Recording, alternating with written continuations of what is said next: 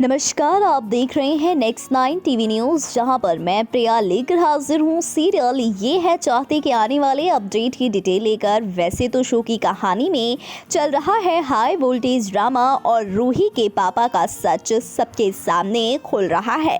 तो वहीं रुद्राक्ष के सामने जब ये सच आ चुका है तो वो तो बड़ा फैसला लेगा ही, लेकिन साथ ही साथ बदलने वाली है वैजंती की जिंदगी भी। जी हाँ, क्योंकि जैसे ही वैजंती के सामने ये सच आ जाएगा कि प्रीशा भी जिंदा है और जो रूही है वो किसी और की नहीं बल्कि रुद्राक्ष की बेटी है, तो जाहिर सी बात है कि वैजंती की इनसिक्योरिटी और ज़्यादा बढ़ जाएगी और वो कोई बड़ा और गलत कदम उठाने के लिए तैयार हो जाएगी, सिर्फ और सिर्फ रुद्राक्ष को पाने के लिए और प्रीशा को अपनी ज़िंदगी से दूर रखने के लिए।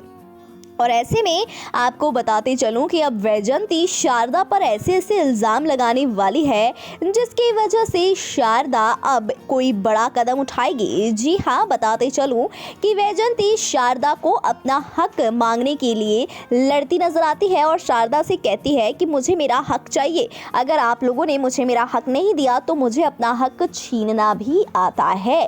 तो इस तरीके की धमकियों के साथ वैजंती शारदा पर घिनौने इल्ज़ाम लगाएगी कि आप जैसी मतलबी माँ मैंने नहीं देखी, कि आपने जब चाहा तब अपने बेटे के लिए जब चाहा तब उसकी पसंद की बहू लेकर आ गई और जब ज़रूरत निकल गई, काम निकल गया तो आपने मुझे धक्के मारकर निकालना शुरू कर दिया और वापस से अपनी प्रीशा की चहेती हो गई।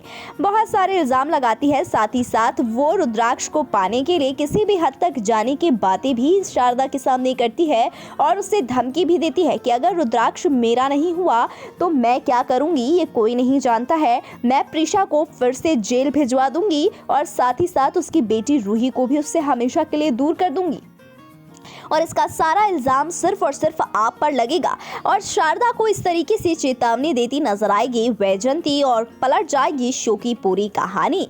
तो देखते हैं कि अब वैजंती का ये घिनौना खेल क्या शारदा प्रीशा या रुद्राक्ष के सामने एक्सपोज करेगी या उससे पहले ही कहानी में कुछ नया ट्विस्ट आ जाएगा। गाइस, क्या ख्याल है आपका इसको लेकर कहानी में